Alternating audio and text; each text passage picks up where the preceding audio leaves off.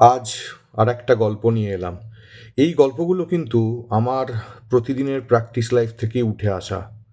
যে এক্সপেরিয়েন্সগুলো আমি প্রত্যক্ষ করি, মনে হয় আপনাদের সাথে শেয়ার করা উচিত, তাই করি। তো গল্পটা এরকম, একজন ৭৬ বছরের ভদ্রমহিলা কাটোয়া থেকে আমাদের কাছে এলেন।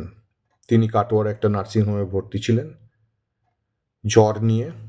বাড়ির লোক বলছিল একবার উনি মাথা ঘুরে পড়েও গিয়েছিলেন। প্রথমে উনি ভর্তি হয়েছিলেন কাটোয়া হসপিটালে আজ থেকে প্রায় 10 দিন আগে। সেখান থেকে ছুটি হয়, ছুটি হয়ে বাড়িতে গিয়ে অসুবিধা হয়। আরেকজন ডাক্তারবাবুকে দেখিয়ে তিনি এক নার্সিংহোমে ভর্তি হন। সেখানে ইউটিআই ডায়াগনোসিস হয়, তার ট্রিটমেন্ট হয়, পেশেন্টকে ছেড়ে দেওয়া হয়। কিন্তু পেশেন্ট গাড়িতে যেতে যেতেই আরও অসুস্থ হয়ে পড়ে। তিনি তার রিলেটিভকে ফোন করেন। সেই রিলেটিভ আমার আন্ডারে খুব খারাপ অবস্থা থেকে কোভিডের সময় ফিরে এসছিলেন। তাই কনফিডেন্স রেখেই আমাকে ফোন করে তিনি পেশেন্টটিকে পাঠান।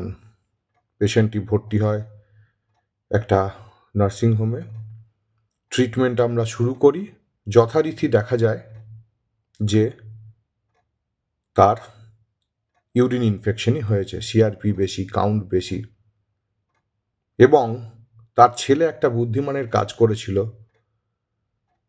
সে যখন গাড়িতে ওরকম হঠাৎ করে অজ্ঞান হয়ে গেছিল, তার একটা ছবি সে তুলে রেখেছিল, তার একটা ভিডিও সে তুলে রেখেছিল, এবং যে ভিডিওটা দেখে আমি মনে হয় যে তার একটা কনভালশন হয়েছিল।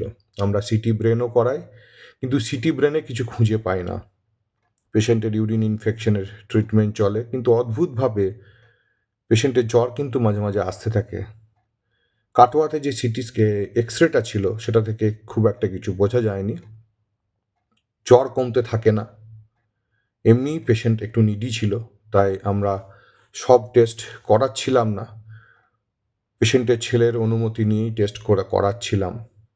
জ্বর কিন্তু কমতে থাকে না ভালো ভালো অ্যান্টিবায়োটিক চলার পরেও, ইউরিন কালচার রিপোর্টে যেটা এসেছিল সেই অ্যান্টিবায়োটিক দেওয়ার পরেও। এবং তার ওই সেন্সলেসের জন্য আমরা হলটারও করিয়েছিলাম, হলটারেও কিছু খুঁজে পাওয়া যায়নি। যাই হোক, এখানে যে 4-5 দিন উনি ভর্তি ছিলেন তাতে একবারও তিনি সেন্সলেস হননি। কিন্তু জ্বর কমছে না। আমি এক্সরেটা রিপিট করি।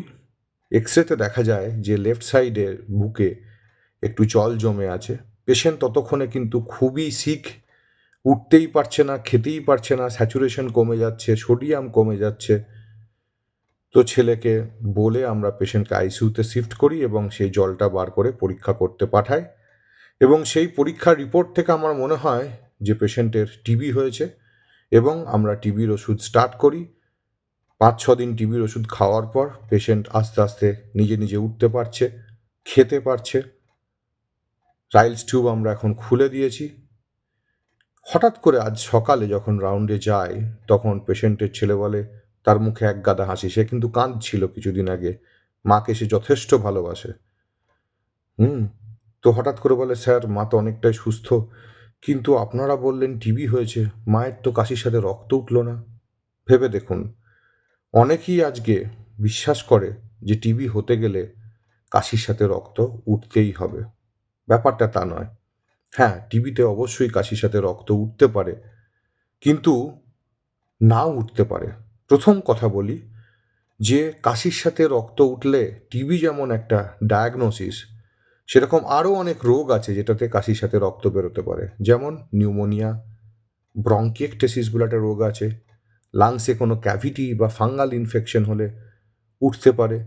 নিউমোনিয়া ইনফেকশন হলে কাশির সাথে রক্ত উঠতে পারে। ক্যান্সার হলে কাশির সাথে রক্ত উঠতে পারে। পালমোনারি এম্বোলিজম হলে কাশির সাথে রক্ত উঠতে পারে। এবং আরও কিছু কিছু জিনিস আছে যেগুলোতে কাশির সাথে রক্ত উঠতে পারে। টিবি কিন্তু মনে রাখবেন, আমাদের শরীরে চুল এবং নখ ছাড়া যে কোনো অর্গানেই হতে পারে। আমি বললাম কি, ওনার জল জমা টিবি ছিল। জল জমা টিবি মানে জলটা কোথায় জমে? লাংসের বাইরে যে পর্দাটা আছে, প্লুরাটা, সেখানে জল জমে। অনেক সময় তার সাথে লাংসে ফোকাস পাওয়া যায়, আবার অনেক ক্ষেত্রে নাও পাওয়া যেতে পারে। অনেক সময় ফোকাস পাওয়া গেলে তবেই কাশির সাথে রক্ত বেরোতে পারে, না হলে কিন্তু রক্ত বেরোয় না। ইভেন জলের রিপোর্টও আমরা টিবি ধরতে পারি না। সেখানে কিছু ক্রাইটেরিয়া আছে, টিবির জীবাণু পাওয়া যায় না, কিন্তু সেই ক্রাইটেরিয়াগুলো দেখে আমরা বুঝতে পারি যে জলটা টিবির জন্যই জমেছে। আবার অনেক ক্ষেত্রে কি হয় জানেন, লাংস বহির্ভূত কারণেও কাশির সাথে রক্ত বেরোয়। আমাদের কাছে প্রায়ই ওপিডিতে আসে। তখন আমরা স্পেসিফিক্যালি হিস্ট্রি নিয়ে দেখি যে আপনার নাক দিয়ে কোনোদিন রক্ত বেরিয়েছিল কিনা।